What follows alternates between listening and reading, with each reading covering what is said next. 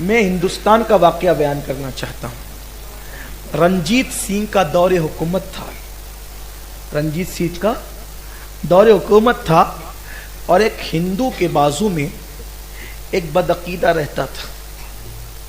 ہندو کی بیوی بڑی خوبصورت اور حسین تھی، جمیل تھی۔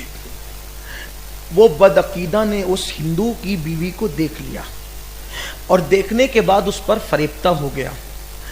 وہ دماغ لگانے لگا کہ کسی بھی طرح سے اس ہندو کی بیوی کے ساتھ میں نے اپنی نفسانی خواہش کو پوری کرنا ہے۔ اب ہمارا مذہب ہندو ہو یا مسلمان، ہر ایک کی عورت کو احترام کی نگاہ سے دیکھنے کا حکم دیتا ہے۔ سکھ کی بیوی ہو، عیسائی کی بیوی ہو، مسلمان کی بیوی ہو، ہندو کی بیوی ہو، مذہب یہاں نہیں دیکھا جاتا۔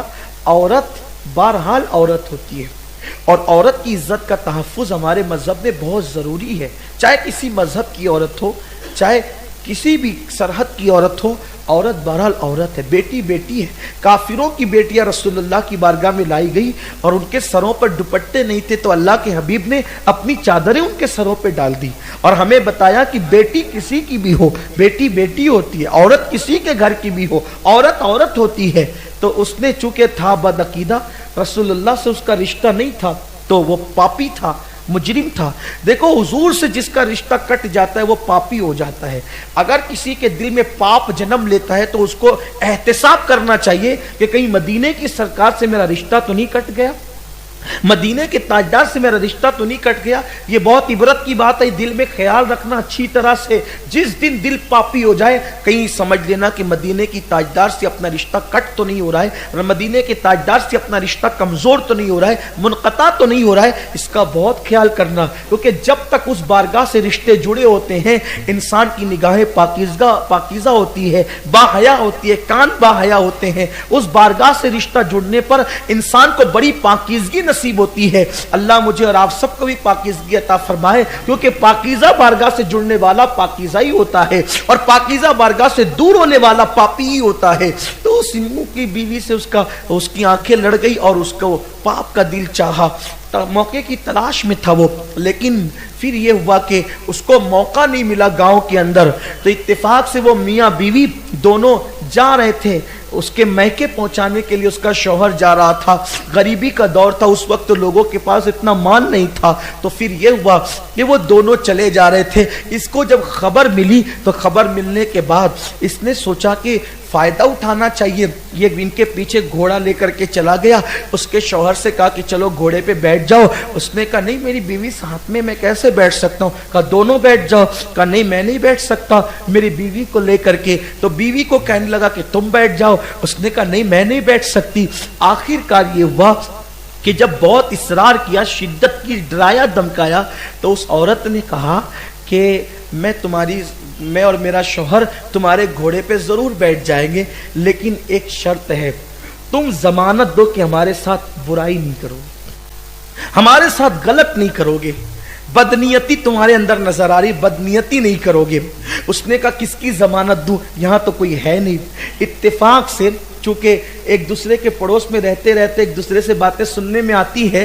اس پڑوس میں تو بدعقیدہ تھا، اس پڑوس میں غوث پاک کی کوئی کنیز رہتی تھی، اس سے اس کی دوستی تھی۔ تو وہ جو کنیز تھی غوث پاک کی سنی کنیز، وہ اس کو بتاتی تھی کہ ہمارے مرشد غوث پاک ہیں، ان کی کرامت یہ ہے، وہ مدد کے لیے آتے ہیں، وہ امداد کے لیے آتے ہیں، ان کو پکارو تو وہ مدد کرتے ہیں، اور یہ ہوتا ہے اور یہ ہوتا ہے اور یہ ہوتا ہے اور یہ ہوتا ہے اور یہ ہوتا ہے، یہ سب چیزیں وہ بتاتی تھی۔ تو یہ مذہب کی مسلمان نہیں تھی، لیکن چونکہ اولیاء اللہ کی کرامت سن سن کر کے اس کے دل میں غوث پاک کی محبت پیدا ہو گئی تھی، تو اس کی سوچا کہ مسلمان ہے۔ اب وہ تو بیچاری دوسرے مذہب کی تھی، سمجھا کہ سارے مسلمان ایک جیسے ہوتے ہیں، جیسے کہ آج بھی دوسرے لوگ سمجھتے ہیں سب ایک جیسے ہوتے ہیں، اسی لیے لوگ بدگمان بھی ہوتے ہیں۔ اللہ اکبر۔ تو جب اس نے کہا کہ یا جنگل میں کون ہے جو جس کی ضمانت دوں، کہ ایک کام کرو، وہ تمہارے جو بغداد والے بڑے پیر ہیں نا، ان کی ضمانت دے دو، بس میں تمہاری سواری پر بیٹھ جاؤں گی اپنے شوہر کے ساتھ۔ اب چونکہ وہ تھا بد مذہب، اس نے سوچا کہ بڑے پیر کے نام سے میری بگڑی بن رہی ہے نا، جب تقریر کرتے ہیں تو کہتے ہیں حرام ہے، شرک ہے، بدعت، لیکن جب مراد ملنے والی ہوتی تو پھر برابر یاد آتے ہیں. پھر کیا ہوا؟ کہا کہ ٹھیک ہے تم وہ جو بڑے پیر بغداد والے نا، بڑے پیر صاحب، ہم جو ہے وہ ان کی ضمانت دیتے ہیں، بیٹھ جاؤ تمہیں کچھ نہیں ہوگا. اب جیسے دونوں میاں بیوی گھوڑے پر بیٹھے، اس نے نکالی تلوار اور تلوار نکال کر کے اس کے شوہر کو قتل کر دیا. جیسے شوہر کو قتل کیا اس کی لاش گرائی اور گھوڑا دوڑانے لگا. جب گھوڑا دوڑا رہا تھا تو وہ پیچھے مڑ مڑ کر دیکھتی تھی، پیچھے مڑ مڑ کر دیکھتی تھی، پیچھے مڑ مڑ کر دیکھتی تھی. اس بدبخت نے کہا اے لڑکی تو پیچھے مڑ مڑ کر کسے دیکھ رہی ہے؟ تو اس نے کہا بغداد والے بڑے پیر صاحب کو دیکھ رہی ہے. بغداد والے بڑے پیر صاحب کو دیکھ رہی ہے.